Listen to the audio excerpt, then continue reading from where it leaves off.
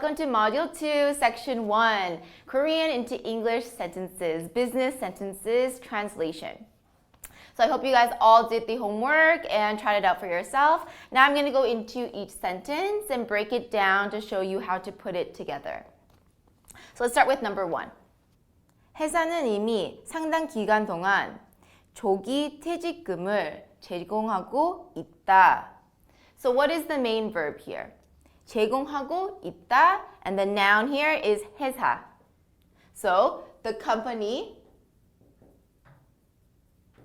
verb, 제공하고 있다. So still now. So they started in the past, and it's still going now. 그리고 we think 앞으로도 계속 할 거야. So what should the verb structure be? Has been.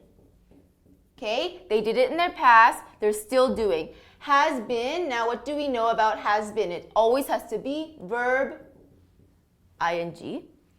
제공하고 있다, 제공한다, has been offering. You can also use the word providing. Okay. 퇴직금. 퇴직금 in English we could say early retirement benefits or early severance. Severance has that feeling of kind of compensation or a benefit package. So you can use, the company has been offering early retirement benefits for 상당 기간 동안, for a while, or for a long time. So 이미 is already here. The company has been offering, but if you want to give more emphasis, has already been offering, but you don't need to put it.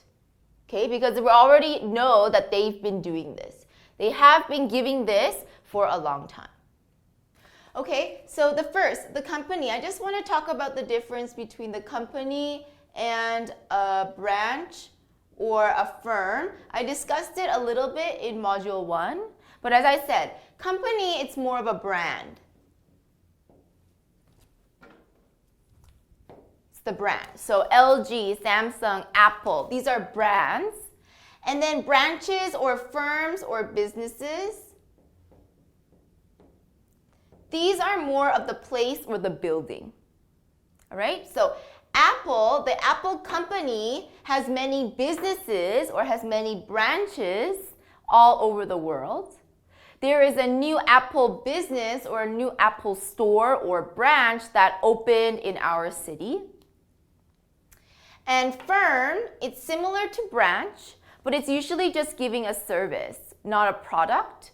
So you'll see like attorney or lawyer firm, accountant firm.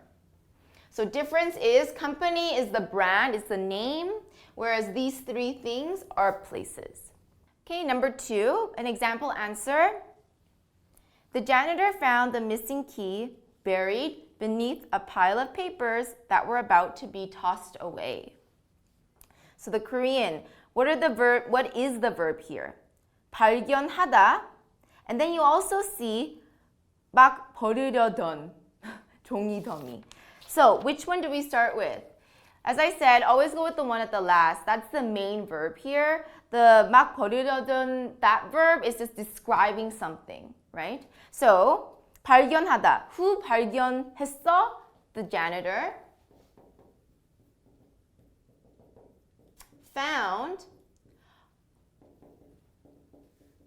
I will discuss the word discover in just 1 minute. So the janitor found what? The lost key. Okay, or you can say the key that was lost. That's fine.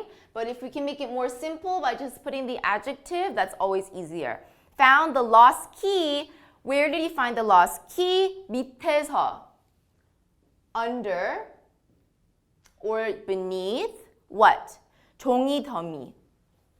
a pile of papers. Can you also say a pile of files, a pile of documents? Instead of stack, you can also say, or instead of pile, you can also use this word stack. So the janitor found the lost key under a pile of papers. Okay, what type of papers? 막 버려진. About. About to and then verb. Whenever we say about to verb, it means we are just going to do that verb but didn't do it yet. So your friend calls you. What are you doing? Oh, I am about to eat dinner. 저녁 먹으러 해. It's like you're right about to. You're going to. It's in front of you. You're 1 minute away. About to. Now, the verb is to throw. But what are we describing? The papers. Are the papers active or are the papers passive? Passive. So, about to be thrown away. The janitor found the lost key under a pile of papers that were, or just, about to be thrown away. Now, why can't we use the word discovered? Because discovered means that you're finding something that is new. So, discovery, or they discovered a new medicine. He didn't create this key. He just found it. It was lost, now it's found. Discovered has much more meaning, like you're finding something new, you're creating something. Number 3. 아침에 가장 먼저 도착하는 사람은 누구든지 먼저 커피포트를 켜야 한다. So an example sentence is, whoever is the first to arrive in the morning should be the one to start up the coffee pot. So where do we start here? We always want to have a subject verb. Verb is 켜야 한다. Or you can see another verb, 도착하다. But think, which is the main verb? 켜야 하다 or 도착하다? We're talking about 켜야 하다. 도착하다 is just describing a person, describing something. So we're saying 켜야 하다, who? 아침에 먼저 도착하는 사람. The person. How do we describe more about a person? Who. Now just do the main verb. Arrives first. When? In the morning. So this is all describing this person. Okay, we can make this easier. The person who, the person who. It just sounds very awkward. We don't need to say it if we don't need to. The person who, we can use this. Whoever. Whoever is the person who. So whoever, same structure. Arrives first in the morning. Okay. 뭐를 해야 한다. Should turn on. 켜야 한다. What? The coffee maker. So generally, when we think 해야 한다, 해야 한다, people will think have to, right? So since it's a person, whoever arrives first in the morning has to, because it's singular, turn on the coffee pot. So why do we use should? Because has to is too strong.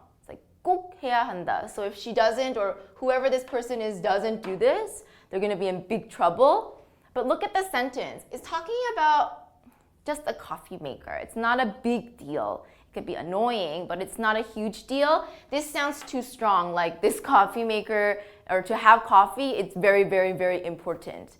So those type of sentences, I recommend just using the word should. Whoever arrives in the morning, whoever arrives first in the morning should turn on the coffee maker. Number 4, an example answer sentence is, Miss Kim was getting lax about office procedures, which resulted in her dismissal. Alright, so I always said start at the end. But look, we have a word like 결국. When you have something like 결국 뭐가 되었다, or 드디어, or 마침내, Put that at the end. It just makes everything